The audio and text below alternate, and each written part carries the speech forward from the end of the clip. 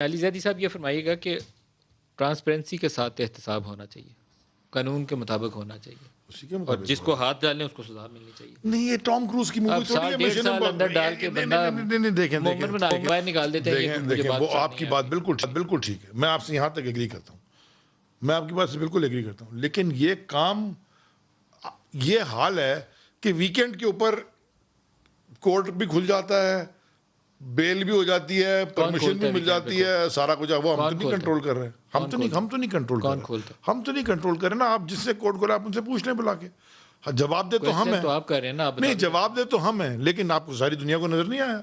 अमीर आदमी बाहर चला जाए, इलाज विलाज करवा के वापस आने का मूड तो है, नहीं आने का तो नहीं है, बाकी इधर सड़ते रहे जेलों में।